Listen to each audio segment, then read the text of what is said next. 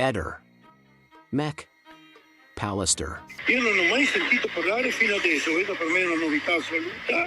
L'unica cosa che posso dire è che come mai Sebastiano ha negato la possibilità che io avessi un rapporto con Liliana fino a ieri e adesso sono addirittura il papà di un figlio con lei. Non ho mai saputo che lei aspettasse un figlio. Forse sarebbero cambiate le cose anche. Il discorso della paternità è che tu fossi il padre, io lo sapevo da 1 anno e mezzo, ma la novità è l'ammissione di Sebastiano di conoscere tutto. Sapeva, chiedigli perché ha negato tutto fino all'altro ieri. Ma tu questa cosa la sapevi? Molti anni No, è una novità che mi è arrivata anche a me adesso, per cui non voglio commentarla perché non merita. Commento esclusivamente il fatto che Sebastiano fino a ieri e l'altro ieri ha sostenuto che io mi sono sognato un rapporto amoroso con Liliana e adesso all'improvviso io divento addirittura il probabile possibile padre di un figlio che nascendo poteva essere suo. Allora, questa notizia non la voglio neanche commentare, chi commenta da sé, non la voglio commentare sulla possibilità o meno, a me mi arriva nuovissima.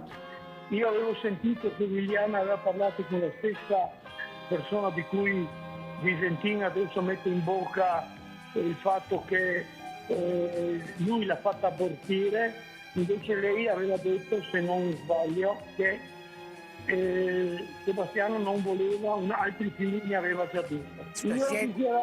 Io ho dichiarato per la cronaca in polizia quando sono andato il 15 dicembre la mattina alle 9, appena scomparsa lei, non sono andato a denunciare la scomparsa perché l'ho fatto il marito la sera prima, ma la mattina dopo io sono andato in polizia a dichiarare che con Liliana io avevo avuto rapporti di amicizia dal 19, chiamiamola di amicizia particolare se vogliamo, dal 19 dicembre 1981, per cui io ero libero perché mi sono risposato nel 95, motivo per cui mi consideravo libero.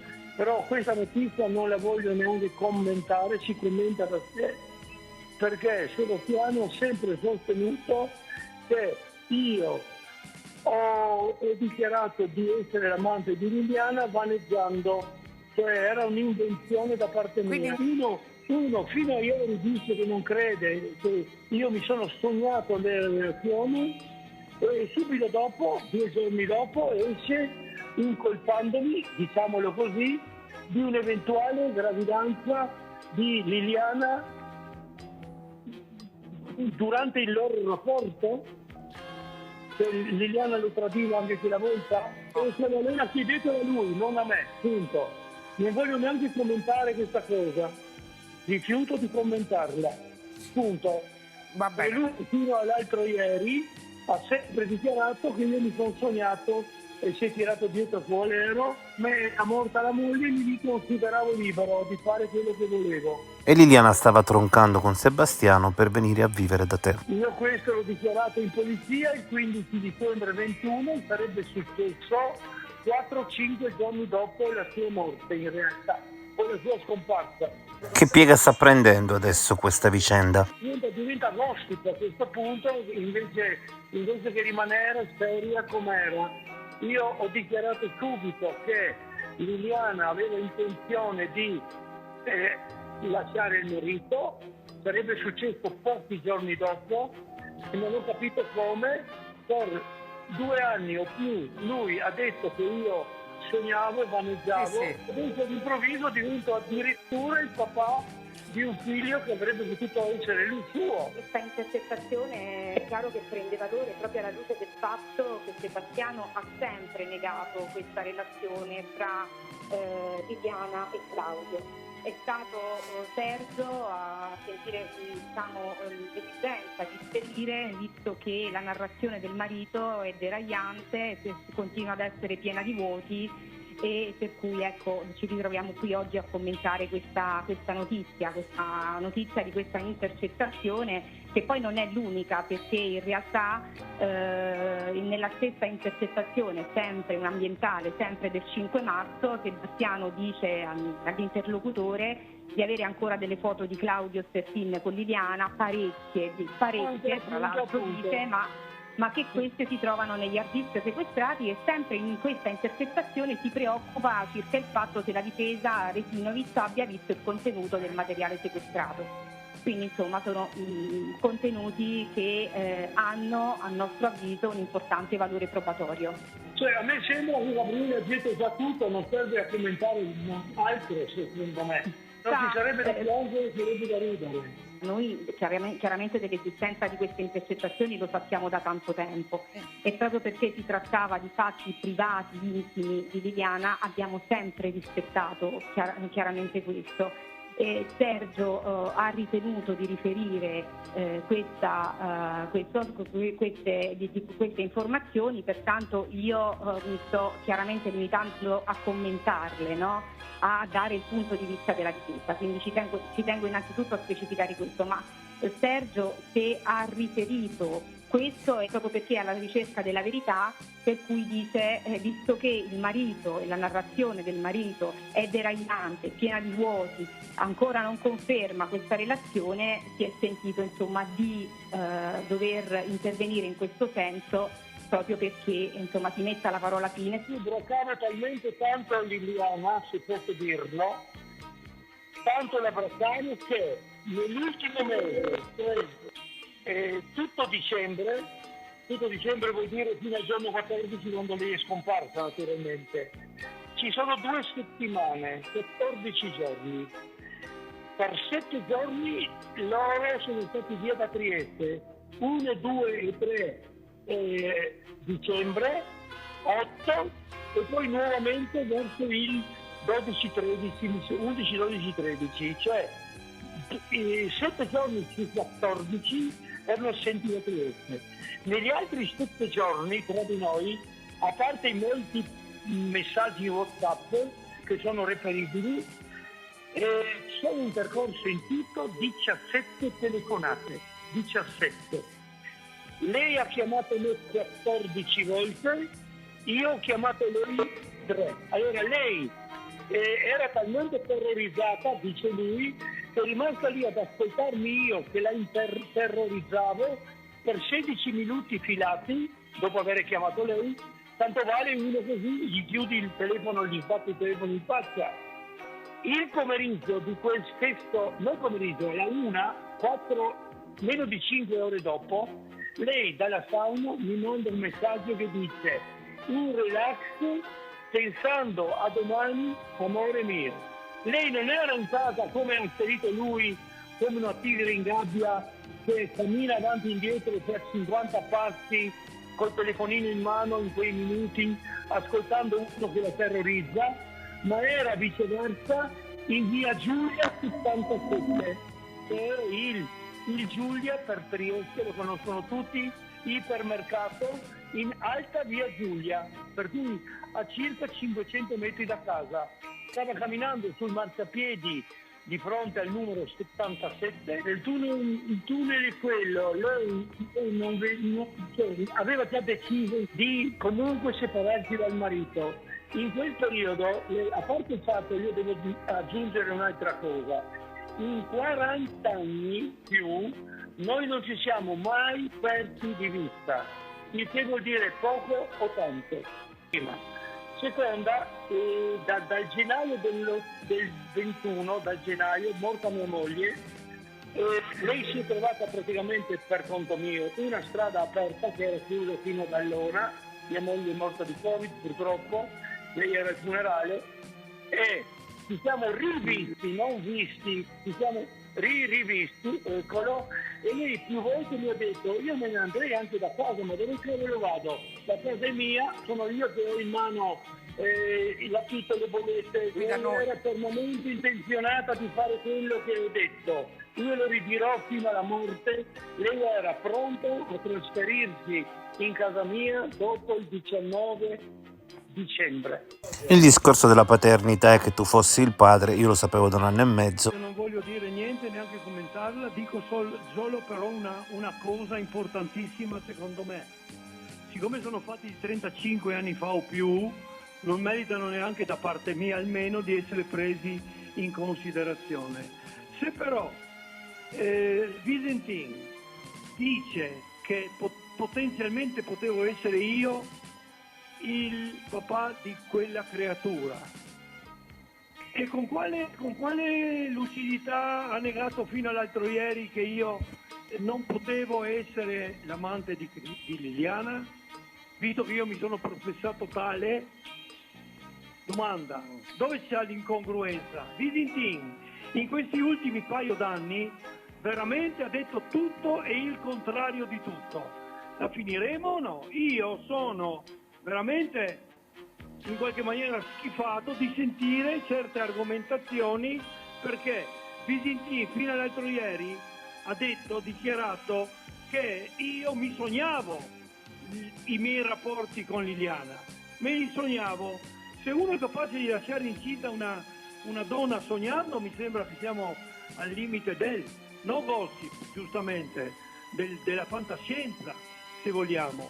Ugualmente vale anche la storia per il buon amico Covalero, che dice che io sognavo storie erotiche con Liliana. Bene, sognando storie erotiche con Liliana l'ho lasciato incinta? Non voglio neanche commentare il resto.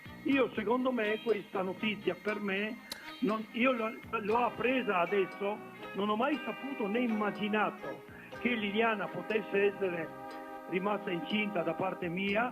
Non voglio neanche commentare il fatto, però per poter mettere incinta una sognando mi sembra che siamo al limite della fantascienza. Sì. Io non voglio neanche commentare. Io ho è... dichiarato in polizia che io e Liliana in 40 anni, da quando è iniziata la primissima volta la nostra storia, ricordata da lei, l'ho ripetuto in polizia, il 15 dicembre del 21.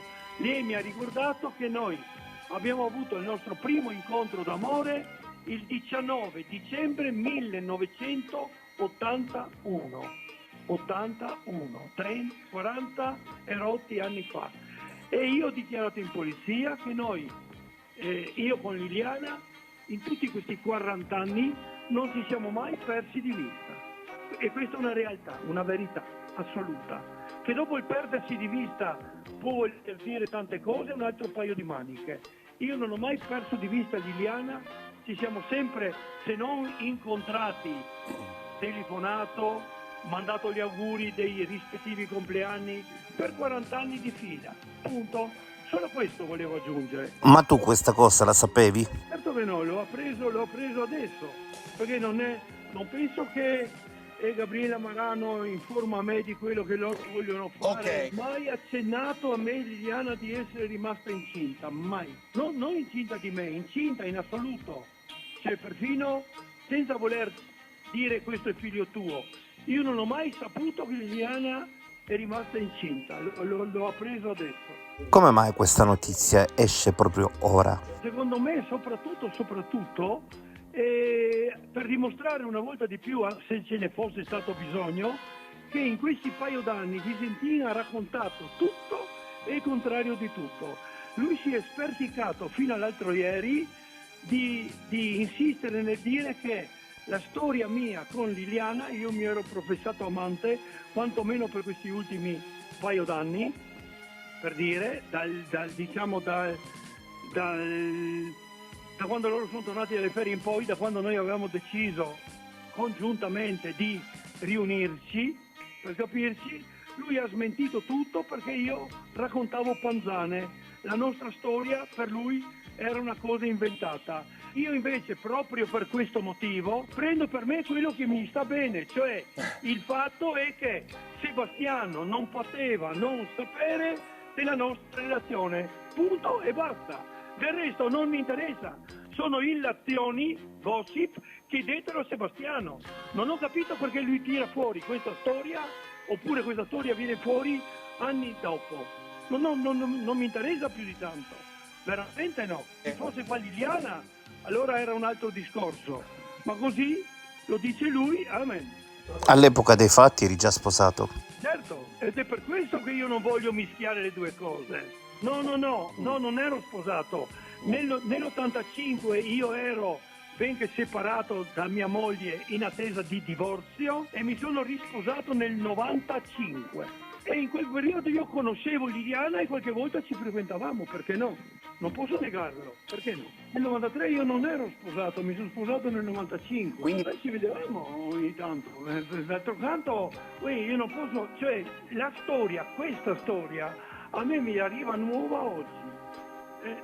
Allora non solo, io so che per testimonianza di una sua amica, Liliana le avrebbe condizionale, però mi sembra che è venuta fuori.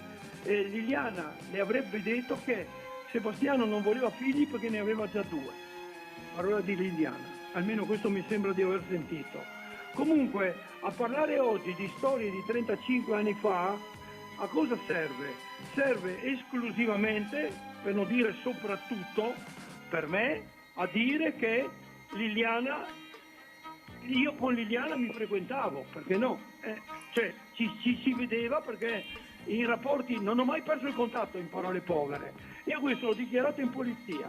Subito dopo la nostra intenzione di ritrovarci, chiamiamola così, è venuta fuori tale nel 2021, si è rafforzata appena loro rientrati dalle ferie ed eravamo fermamente decisi di convivere dal 18, 19, 20 dicembre di quell'anno in poi. E Sergio questa cosa la sospettava? Per lui una novità, per me anche, sono novità, anche per lui una novità. Mi sono lasciato da Sergio, adesso io sono la bocciofila triestina della Maddalena, qua un saltino mi ha portato lui.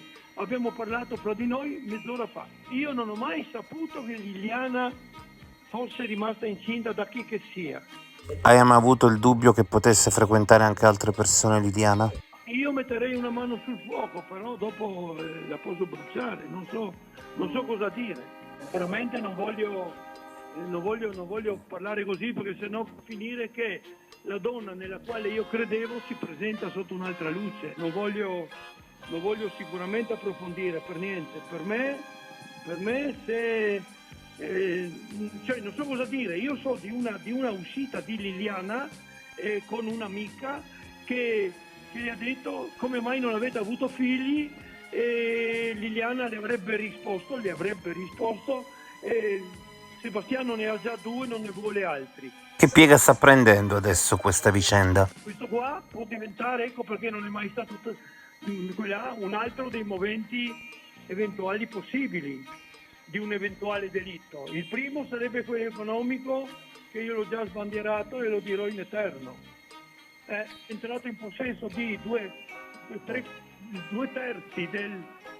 del conto corrente di Liliana e adesso ha una reversibilità di 1.000 rotti euro al mese. Se vi sembra poco, questa è la realtà, non può negare nessuno. Negato fino all'altro ieri. A me mi sembra relativamente difficile, perché mi sembrerebbe strano che a me lei non me l'avesse detto, quantomeno io posso dire almeno questo, ecco. Cioè non voglio confermare né negare, però visto che io non ho mai sentito parlare di questo argomento, mi sembra assolutamente strano, improbabile, anche se l'impossibilità non esiste, di poter essere tirato in causa, ecco. Un poco fuori dalla norma, se vogliamo. Ricordatevi che io seguo questo canale e leggo tutti i commenti. Ricordatevi che è meglio che state attenti a quello che scrivete di offensivo. Venghino signori, venghino. Il circo Barnum Blues ci sta preparando nuovi numeri fantasmagorici per giustificare la nuova rivelazione bomba della gravidanza di Lilly incinta di Claudio Sterpin. Nella puntanata di stasera i vari espertoni di non so che si sperticheranno in numeri di illusionismo e teorie da fantascienza per sostenere che questa rivelazione è ininfluente. Peccato che il luciferino arzigogolatore di risposte nonsense. Queste sono cose che dicono loro. Ha sempre affermato di aver avuto notizia dell'esistenza della liaison solo dopo la morte della moglie. In particolare in una intervista a Radio Caffè ha chiaramente affermato di averlo appreso dopo, perché questo signore Sterpin è andato a dirlo in questura. Ma l'abilissimo direttore del circo domani sera si produrrà nel suo numero preferito, la sparizione delle verità fattuali ed il teletrasporto nel mondo delle castronerie. Però in fondo, la vera novità è che questa volta è stata una cosa che dice lui. Ehi, non dimenticare di iscriverti a questo canale.